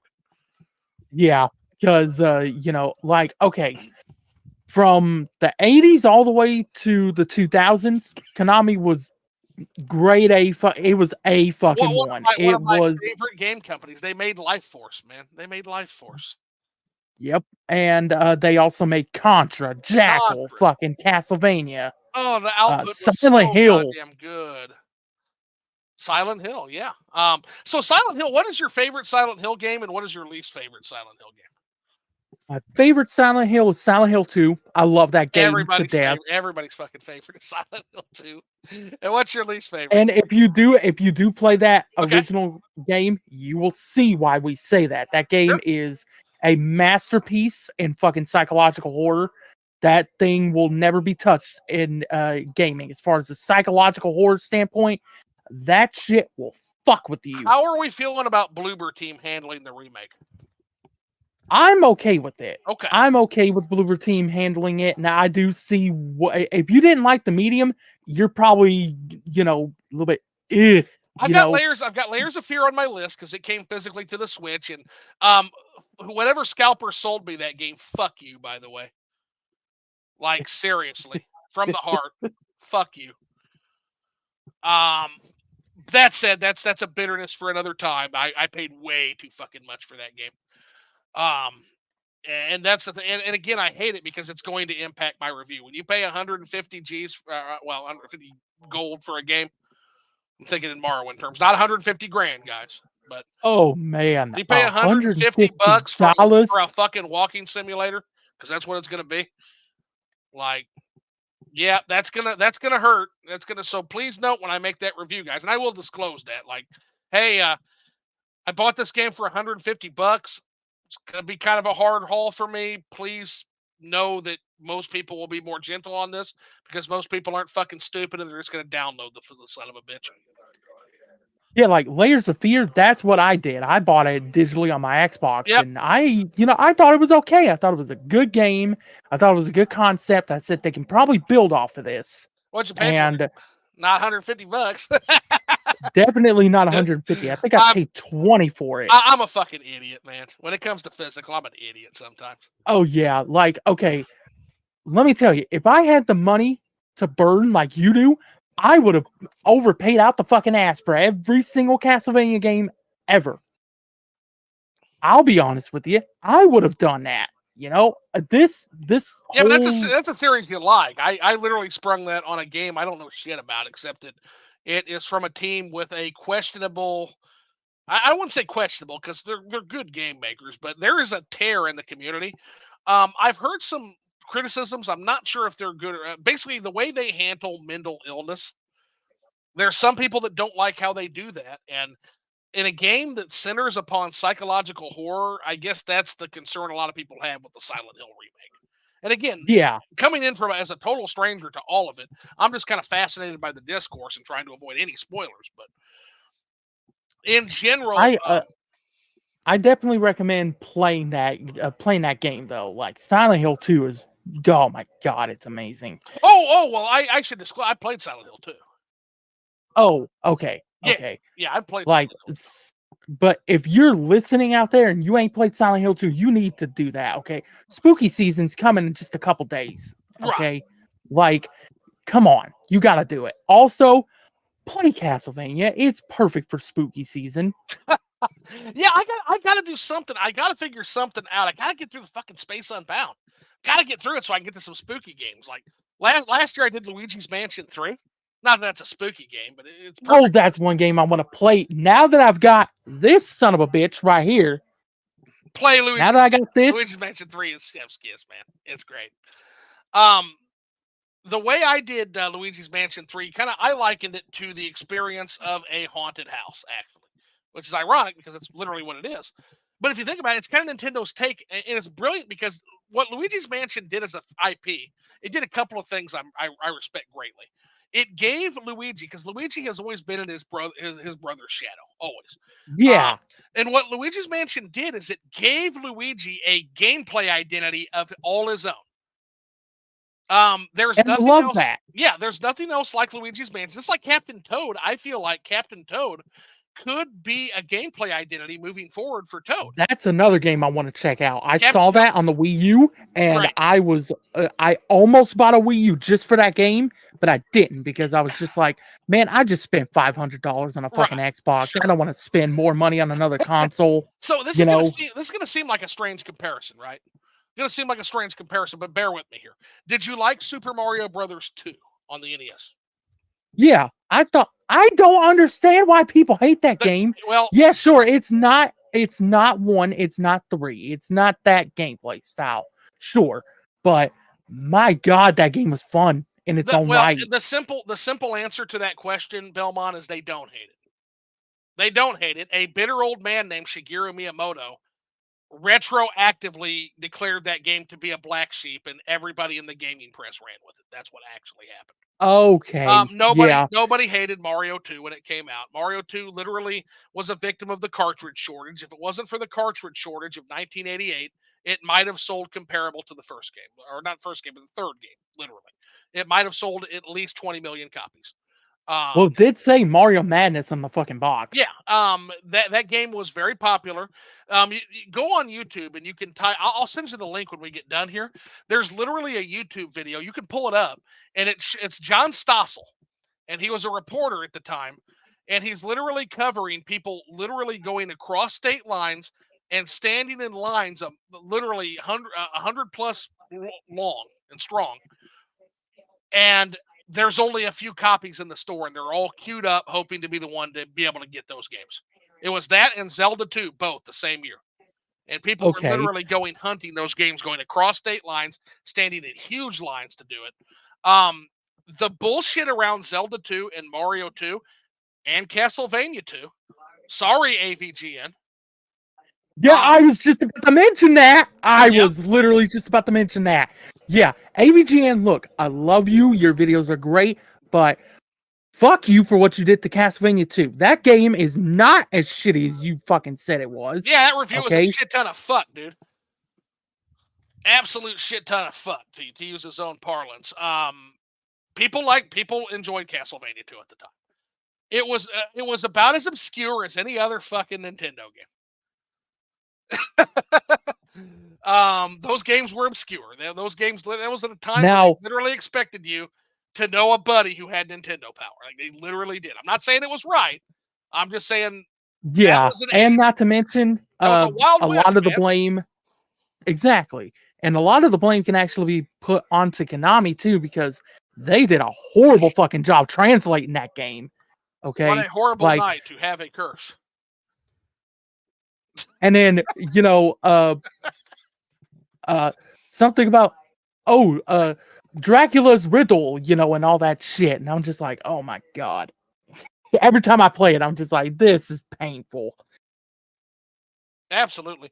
So Rush Dog says Konami's IP stable is second only to Nintendo's. Yep, and it should be taken away from them and given to Capcom. I would not mind if Capcom actually went and made a Castlevania game. Seize the IPs, give it to Capcom. Like literally, I am so over Konami and their bullshit. I'm so over it. Well, Konami's actually been outsourcing a lot of their IPs to other developers. So. Yeah, this Contra's your last shot, Konami. You fucked me on Metal Gear. Contra, that game, by Way Forward, they did Contra 4, and apparently that game is pretty good. They did pretty good. I know it's Way Forward. I know it's Way Forward, and I've to be honest, I don't think I've ever played a Way Forward game I didn't enjoy. So that's good. But I played Rogue Core. I actually I game share with a buddy of mine on PlayStation. He bought Rogue Core, so I'm actually going to get to play it. He bought Rogue Core? Yeah. I mean, I did too for like $7 or $8 in a Bomba bin. I think he got it for super cheap too. I think he got it for like $5. It's still not worth it. Bro, it's a fucking mobile game on a cartridge. It's a fucking mobile game. Now it's ridiculous. The characters are ridiculous. It's the same content. Like you will fight the same fat ass boss, like the same fat ass like flesh mound boss with like the arm cannon. You will fight that boss like 100 times throughout the course of the game. And I think he bought that game just to make me do co-op with him on it. So yeah, it's awful. It's awful. It's awful. I was actually thinking about doing that. Not this coming month. In October, I have plans. I have other plans, obviously. The best way to put it, imagine a game that has pay-to-win mechanics, except you can't pay to win. So what I mean by that is that they pay to win fucking Contra. I can't. They pay to win. I can't. But it's worse because you can't even pay to win. So let me explain that. So throughout the game, you have to play missions, and to go to the next mission, all the bad guys will be much harder in the next mission, and their health is just insanely high. And so what happens, and their damage output is insanely high. And so what happens is if you try to play that game from one to another, it's not a skill-based game. It's not a mastery game. You will get your head punched out through your ass if you try to go mission to mission to mission. There's no skill. It's not about skill. It's about, does your character have the damage output and the health to soak up the attacks and shoot? Now, how do you get this? How do you get this, Belmont? You get it with points. And those points you are rewarded every time you complete a mission, which means in order to complete the game, you're actually not beating 15 levels or whatever. You're beating the same level 10, 15, 20 times to move on to the next level in order to get enough points to upgrade your character. Now that is so they JRPG'd it. No, well, no, they grinded it. They made it a grind fest. They mobile game that shit. It's a fucking mobile game because with a JRPG, if you master the systems, Final Fantasy is a hard game. You don't necessarily have to grind if you have mastery over the status elements and other things that you can do in that game. And it's the same thing with like Chrono Trigger and most games, Super Mario RPG and all those games. You can be 4 or 5 levels down and still do okay. No, in Contra, you either have the health to do it or you don't. And again, that's what I mean by it's a fucking mobile game. What I mean by that is usually that would be a pay-to-win mechanic. So in mobile games, it's a grind just like that. The cookie clicker, click the cookie. Oh, you don't want to click the cookie? Is your finger sore? That's okay. You can buy cookie points from us at the cookie store. And that will allow you to have to push the button less. That's what we're dealing with here. The only difference is there is no shortcut. You can't go buy Contra points. You can't buy them. You can't buy upgrade points. You have to grind it. And so the entire game is literally awful. That is the stupidest thing I think I've ever heard with Contra. Contra is one of the most skill-based franchises out there. Like, I posted on Twitter that I finally beat Contra a while back, right? And people showered me with fucking props, and I gained mad street cred for doing that because I did it without the Konami code. All I did was use save states. Yeah, me and my dad did it too. Me and my see, we didn't even use save states. This is back in the day. So Contra's one of the first games I ever played, and me and my dad got really, really good at co-op Contra, and we actually managed to do Contra, OG Contra, without the Konami code. Now, we never did do Super C because Super C is fucking hard. And I did Super C right after fucking Contra. Dude, Super C is amazing. But here's the thing about the Konami code that peeps don't remember. The OG Super C would only give you 7 lives. It wouldn't give you 30 if you did the Konami code. It would only give you 7. Yep. And so they nerfed the Konami code in that game. So even with the Konami code, me and my dad, I think we got to the last level. The purple alien. I'll be back. Oh no, you're good. But we got to that, but we never could complete Super C without I don't think we ever did. That game is balls hard, man. That game is so fucking hard. Like, for real. So, Rush Dog, you say Contra 4 is fantastic. Okay, that new Contra game looks ugly. Yeah, and that's my worry about it, is that I know it's way forward. I know they did Contra 4, and I hear Contra 4 is good. But again, I actually played Rogue Core. Stupid ass me. I actually thought, as stupid as Rogue Core looked, maybe there would be something to it, and there just wasn't, and that was my fault. That's what I get for trusting Konami. So, definitely. So bear with us real quick. We're gonna wait for Belmont to come back. I don't want to get too far into this next thing without him. Hope everybody's night's been good though, for real. Probably gonna be wrapping up here before long. We'll probably go now. I will be doing the Morrowind Midnight Club. We'll be going right into that. Playing another one of my favorite games ever, strictly from an aesthetics. Yeah, and I know what you mean by that. And I'm definitely inclined to agree with you. It just Contra had a certain grit to it, a certain concentrated coolness that I feel like is lacking in a lot of the modern Contras. Now that's whether we're looking at Legacy of War or Rogue Core, or they just seem to lack that concentrated coolness that the first few games had. Contra 100% deserves better.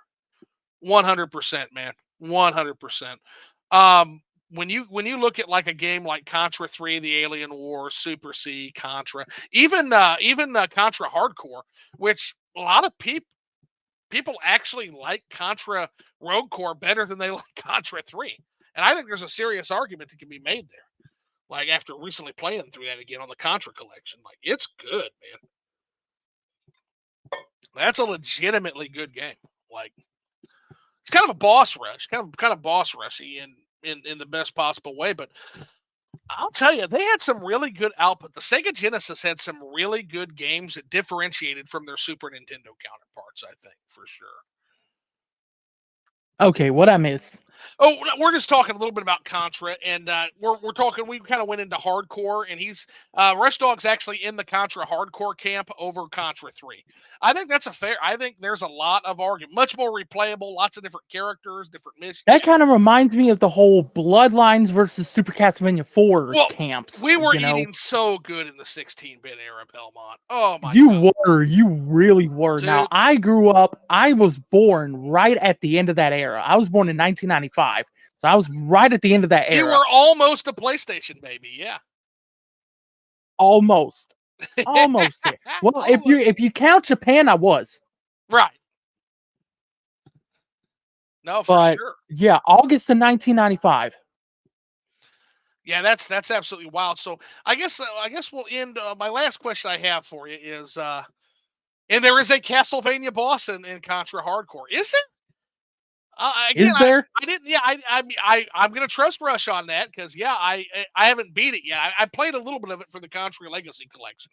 Dip my toe in. Now I know that you were. Didn't you say, Zoo, that you were into the Bloodlines camp between it and Super Castlevania 4? Yes, 100% in the Bloodlines camp. Okay, now I actually looked up. Now I used VG charts as my kind of base for it, but I looked up the sales of both. And Super Castlevania 4 wiped the floor with fucking Bloodlines. That sales. does not. How much? You want to know how much Bloodline sold? And you're going to be shocked as hell when you hear Doesn't this. shock me, but yeah, the amount might. 40,000. I don't believe it. 40,000. I actually And don't if believe we're going just off of VG charts, it's 40,000. I do not believe that. Nope. I think There's no way that's no. underreported. And keep in mind, Sega of America, aside from their mega franchises, they were notoriously unreliable in terms of reporting sales numbers. So like Sega of America had some serious issues with that. Like we know fairly accurate Sonic figures, but when you get into like the third party stuff, a lot of that wasn't publicly reported at the time unless it was a million seller. So what I can tell you based on that is I don't believe it sold 1 million copies. Because they would have bragged about it if it would have. What did Castlevania? Did Super Castlevania crack 1 million? It didn't, did it? No, it went to it was 650K. Is what that did. That's fucking crazy. That's all it did? Yeah. This franchise does not even come close to 1 million most of the time. Jesus Christ. As a whole, it does not come close to 1 million most of the time. Actually, it was after those 3 that got over 1 million that I told you about. Yeah. It was Lament of Innocence at 940 was under Castlevania 1, and then it was Castlevania 2 under Lament. It sold 930K. Yeah, that black sheep. There's that black sheep again. There's that 930,000 in 1988. Get the fuck out of my face with that shit. And then Castlevania 3 was 850K. Castlevania 3 sold less than Castlevania 2. Yeah. Think about that. In 1990. Well, okay, so that was at the tail end of the NES, to be fair. A lot of people I think that had a little bit of a thing to play in it because a lot of its potential fan base. They were saving their duckies for a Genesis. At that point, or a Super Nintendo. Genesis was out at that point, and Super Nintendo was coming, and everybody knew it. That said, it didn't hurt Mario 3 sales. To be fair, did not hurt Mario 3. Not at all. We gotta be careful making these kind of excuses. I love Castlevania 2. And I'm starting to see myself making excuses for it. No excuses, because Mario 3 sold. Now, granted, Castlevania's not fucking Mario, but not close, but that hurt me to see that. Oh, for sure. A lot of all of the iconic games in this franchise, outside of the first game and Symphony of the Night, they don't even crack 1 million. That's wild to me, man. That fucking hurt to see. So I guess the last question I'll ask you, like, personally, what is your favorite Castlevania music track? And I know I'm throwing you a hell of a mulligan there. Oh, Jesus Christ! Let me start, and maybe I'll make this a little easier. So I actually have one that's kind of an unconventional pick. I don't even know the name of the fucking level, if you can believe it. So, but I've got 2 that come to mind that just stick with me. The first is maybe I can help fill in the gaps. Level 2 from Castlevania Bloodlines. Okay. The water. That's a good track. And then also the track from the lead up to the castle in Super Castlevania 4. Not the first level, but that is Simon's theme. No. That is Simon's theme. Halfway through the game, the da-na-na-na-na. Like that real ominous theme as you're getting into the castle proper. So it's about halfway through Super Castlevania 4. Okay, it's right before you enter the castle and fight the ghost. Okay. Now I know the one that you're talking about. Yeah, that right one. Before that first castle level. Because keep in mind, Super Castlevania 4 added the town and the caves and the aqueduct. It added a whole bunch of monsters. Yeah, before you even got to the castle proper. They added a bunch of shit in your way. And then they got that fucking bat in the treasury. That treasury bat, that piece of shit. That fucking thing. I hated that goddamn boss. Now, I love that level. That treasury level. Fucking phenomenal level design. Good soundtrack there, too, by the way. Yeah. Now, my favorite track, and it's actually an easy pick for me, and it's from Rondo of Blood, actually. It is the Stage 5 alternate theme, which is called Opus 13. Opus or 13. Okay. OP13. OP13. I will check that out when I get off of here. That fucking It's a banger. song is just, oh, it's a banger. All righty. Like, Well, if we're gonna have any time for Morrowind Club and Nightclub, I guess we better start wrapping up because I want to wind down a little bit. But before you go, I always like to give the opportunity to kind of extend this a little bit further. Any questions for me specifically come to your mind? yeah, so when it comes to Castlevania, Mhm. okay, out of all the ones that you played, which it seems like it's the NES games and 2 of the 16-bit games, and then Symphony of the Night, of course, Yeah. which one is your favorite and which one is your least favorite? Okay, of the ones I've played, Yeah. oh, I go back and forth between Castlevania 3 and Castlevania Symphony of the Night for my favorite. I would probably have to give it to Symphony because Symphony I really think stacks into my greatest games of all time. And I'm just gonna say it. I got an old man yell at Cloud for a second. Nintendo and Konami, I don't know what the fuck you're doing. You need to do whatever you need to do to get Symphony of the Night curated onto the Switch. And Rondo of Blood, too. And Like, Rondo of come Blood, on. yeah, just Bring give Requiem us on that over. bring Requiem here. Bring that ass here. We'll love it. We will treat that like a gentleman. Look, I have bought that game. And I have bought basically all of the collections for myself multiple times, and I bought them for people. Okay. Right. And I will continue to fucking do that if it means getting someone new into the franchise. Okay. Right. That's how much I love this franchise, and that's how much I support it. Okay. And I know plenty of other Castlevania fans that would do the same fucking thing. Now, least favorite is actually going to be Dracula X on the Super Nintendo. I figured that would be the case. Yeah, that game is clunky. Very clunky. It had fucking loading times on the Super Nintendo. Now, of course, they got rid of that in they definitely got rid of that in the advanced collection, and you'll see whenever you get that physical copy from limited run, and if you got that. Yeah, I've got that. I've actually got that now. And then also Speedo Dracula was weird. Like the Speedo Devil Dracula was weird. That was weird. Just gonna throw out there Now, believe it or not, why put him in the cheetah Speedo? Like, why? Believe it or not, that makes game, me laugh. Even though that boss is impossible. Dracula X is actually a reimagining of Rondo of Blood. That makes my heart hurt. Believe it or not, it's actually a reimagining of Rondo of Blood. That makes my heart hurt. They chose not to bring that game over, and instead they decided to give us Dracula X. Instead, they said, you want Rondo of Blood? Here's the closest thing to it you're going to get for a few years. Oh, that's like a sick joke. Very sick joke. And again, I wouldn't say I wouldn't say it's a bad game.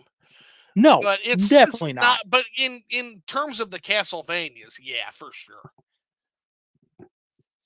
Rondo's definitely a better game. I'll say that. My understanding is Rondo's close to the top. Like Rondo may be another candidate for top from what I've gathered from people. Like it's really, it's definitely in my top 5 in the franchise. Right. So yeah, all righty. Anything else? Another question here is, would you want to come on my show sometime? Fuck yeah, anytime, man. All right. Let me know. I'll get in contact with you eventually on that, because my show's basically just talking about your journey with the Castlevania franchise. So a lot of the questions that I've wanted to ask you on here, I have basically kept myself from doing that because I'm like, I want him on my show. Yeah, anytime, man. You said just send me when you're available. Like I said, I'm pretty flexible. Especially the next, and again, no rush on it. Next 2 weeks, extraordinarily flexible. But I've got very understanding people in my life. If we need to set something up, let me know, and we could probably make it happen anytime in the afternoon, late afternoon. Yeah, my schedule's pretty flexible too. Or weekend, or weekends, I can do it too. Basically, if I'm not working and I have advance notice, I can pretty much plan around anything. All right. So, yeah, that's basically all I wanted to ask you. Hell yeah. Well, heck, again, I think it's been another one for the ages. Again, absolutely thanks for joining me on here. Thanks for being the first round two. So you're part of an experiment. So the round one's always kind of an interview. Round two was definitely a little bit more informal because heck, we don't have to. I don't have to find out who the fuck you are. I know who you are, and so now we can Yeah. just talk informally, and I've enjoyed it greatly, man. Yeah, for sure, man. I mean, getting to talk about what I feel is the greatest video game franchise ever, I love it. That's why I love doing my videos for YouTube. I get to talk about the greatest video game franchise ever, and Well, people actually watch that shit. well, and don't neglect the Substack either, chat. Like, check. He's got some great horror writing, and one of these days, like again, like we're gonna have to have you back eventually, just to gush about horror because it's my favorite genre. And Yeah, same. I don't get to share it with a lot of people. Like my dad is also a horror aficionado. I love watching horror movies with him, but like every girl I've ever dated is a scaredy cat with horror movies. It was like, yeah, she can't stand the Yeah, shit. like if you look back here, like if you look back here, I Yep. don't know if you can see it. Oh yeah, my mic's blocking it. Is But that your you see Blu-ray collect? That's all horror, huh? that is solely horror right there in this stack, and it goes below the camera here. But Fuck, we're gonna have to deep dive on some horror at some point. So and yeah. that's just the Blu-rays. I got an even bigger stack of DVDs over here. Well, I'm sure we'll definitely do a round three. But you were a fantastic round two, just like you were a fantastic first guest. So, so other milestones that happened today. OJ had his 10th anniversary like super mega stream today, so that was pretty cool. Oh, that's nice. Yeah, I had to stop in there and wish him well, and yeah, send him some love there. But yeah, if you get a chance, hit him up on Twitter, everybody, and yeah, wish him a happy 10th. He's been on YouTube 10 years, man. I will definitely do that tomorrow. I've always wanted to talk to him, but I've always thought, okay, he's got a shit ton of subscribers. I'm basically a nobody. Like, will he even respond to me? So here's the cool thing about OJ. Go look at my subscriber count right now. Oh yeah, I know. It's at 76, which it should be higher. 76. It's wow. I thought okay, it's boosted up a little bit since I last checked it. But point being is like he doesn't give a fuck, man. Like Yeah. OJ's just a guy that loves video games. So And I've heard him mention Castlevania a couple times, yeah, so I know he's played these yeah. games. So my advice to you would be don't be intimidated by, and this is my advice to anybody, like especially if you host a talk show. Don't be afraid to reach out, and you'd be surprised what you actually get. I do have some stuff cooking that is probably going to surprise some people that you would not believe would talk to a little fucking pissant like me. One of those is going to be kind of in OJ's realm in that 100K. Um, the other is over 1 million actually. Oh, Um, nice. that maybe coming on to shoot the shit. It's all a matter of scheduling. That's pretty much in log. But and then also some of the favorite people I talk to have less subscribers than me. V literally has 0 subscribers. There's a Sonic guy coming on who is going to be who also has 0 subscribers. He doesn't do YouTube content. And some of the most interesting people I've talked to aren't even content creators. They're just people that just love to get on social media and just shoot the shit about fucking video games, man. And so exactly, yeah. Now in the end, we are all the same. Even someone who has more subs, they aren't any better than us, and that's 100% true. Yeah, we're all the same. We're all here for the same thing. We're here to talk about fucking video games. We're passionate. We love video games. And so that's what I would say, Bella. Don't be intimidated by subscriber count. You would be shocked who would talk to you if you reached out. Again, Fair enough. I'm nobody fucking special. I just reached out and said, "Hey, love your content, love to talk to you." He's like, "Sure, man. Let's set it up." Same with Paul Gale Network. Paul Gale Network is an actual journalist in the industry. He's been in this industry for 20 years. Reached out to Paul Gale. Yeah, sure. Let's set something up. Like it's not a problem. So the parameters to get on my show is do I think you're cool and do I want to talk to you? And that's it. Like I don't. You can be 1 million subs. You can be no subs, and I will talk to you if I think you're cool. And so you've been on twice. So you're what I would call old time tough cool. Like, yeah, for sure. Other people, Jay, Fair enough. Jay, Cold Nights Gaming, one of the coolest motherfuckers you'll ever run into. That guy should be at 20 million subs, in my opinion. That guy should Oh be yeah, Jay from Cold Nights Gaming should be fucking Mr. Beast right now. that dude. Okay, when I first got into talking to him on Twitter, I thought, dude, this dude's cool as shit. But see, Oh, not a lot of people know this, and because I do a good job of masking it, but I have really bad fucking social anxiety. Like, people scare the living shit out of me. are you serious? Well, So you've done fine both times on here, man. I can't. I didn't even. I did not even. I would never have guessed that. yeah, like I do such a good job of masking it, but I'm telling you right now, I am shaking in my fucking boots as we're doing this. Oh So shit. Well, I don't buy it. I promise. Um, nor does the chat. And then Rad Bash says, yeah, Jay is good people. And Rad Bash is another one that I actually just recently connected with Rad Bash. And oh my gosh, another cool people. Phil One Up collects. There's so many good people. yeah, a Scorpio, lot of um, great people. Scorpio, Caesar from Caesarcade, um, which, I've watched it. I got to get that shared when I get more time. I got to get that guy out there. His Nintendo 64 video did a I saw absolute. that. I saw Oh, that. it's a Yep. phenomenal video, and again, a console that I really don't have as much experience as I'd like to with. Like I played the big games on it because again, I had one in the house, but that was more my dad's system. But the main game I remember from that is like Shadows of the Empire, and of all things, a fucking Mission Impossible game for the N64. But that's that's a whole. But yeah, Jay, much love, bro. Much love to you too, Rad Bash. And then Rush Dog says, "Well said. Worst off, they can say no, and then you're no worse off." Yeah, I mean, they can say no. They can say a lot of them will actually say yes. And you got to remember that, again, it's that Dunbar's number thing where, like, a lot of these people, like when you email them or you ask them to come on, especially if they're at a certain level, it's not that they think they're better. It's not that they don't want to talk to you.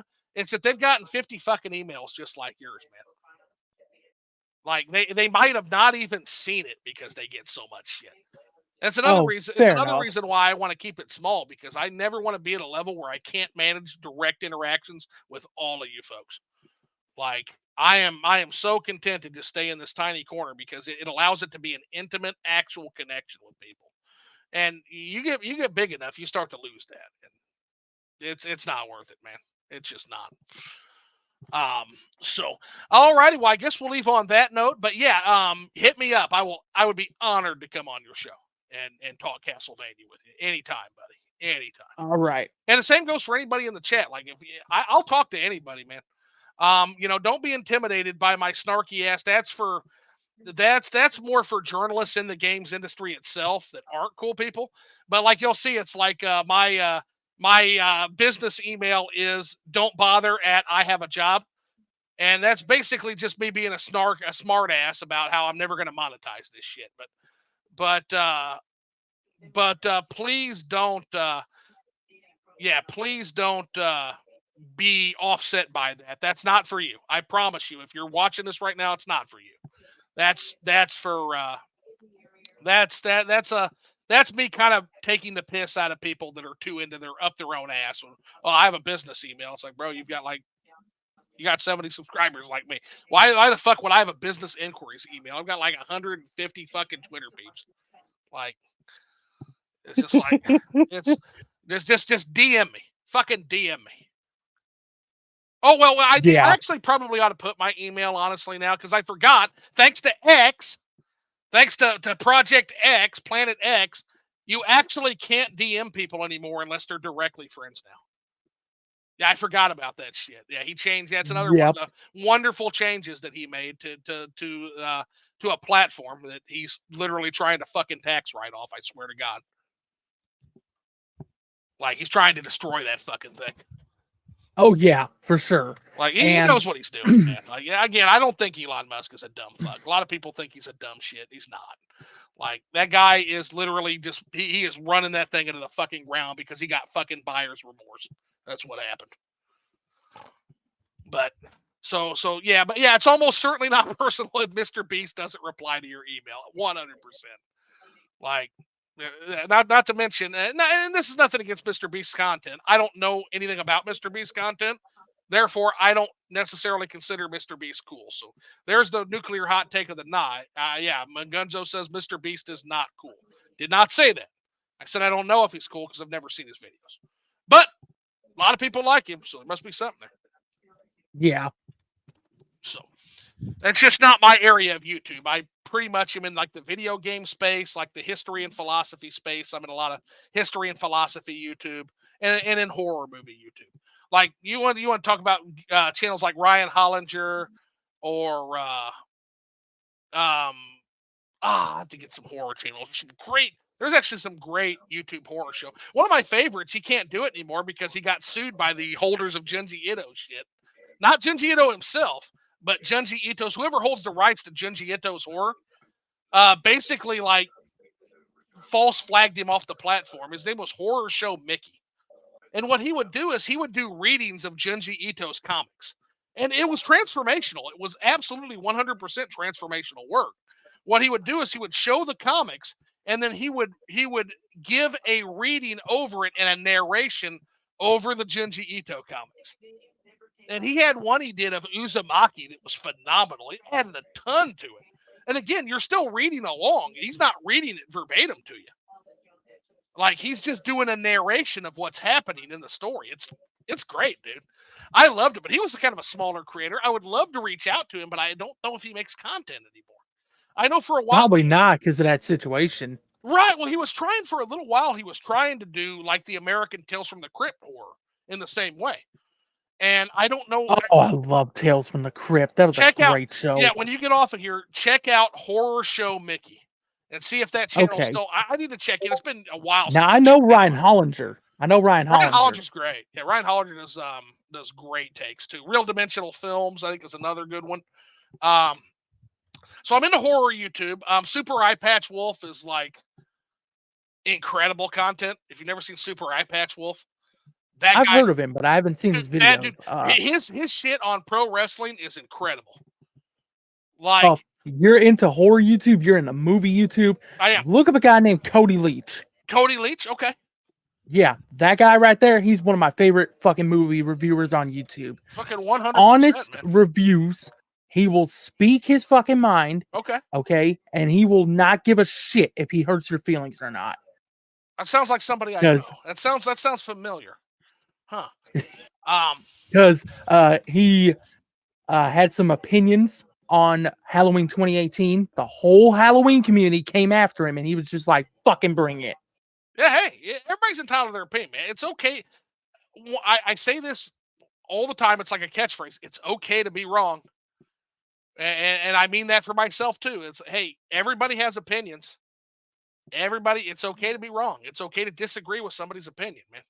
Oh yeah, I've definitely had wrong opinions. What it's not? Oh yeah, I've got all kinds of wrong ass opinions. Just ask. Actually, I'm trying to think of the last time I got really dragged. That doesn't involve OJ because that guy has like an unblemished record on me so far. One of the few people who can say that, by the way. Like that guy is a fucking prophet with Nintendo shit, man. And part of it is I'm really cynical, so I read a lot more negativity into Nintendo than I should because I've been burned by them so many goddamn times, and I think that clouds my lens actually sometimes. But in general, yeah, though, man, yeah, for real.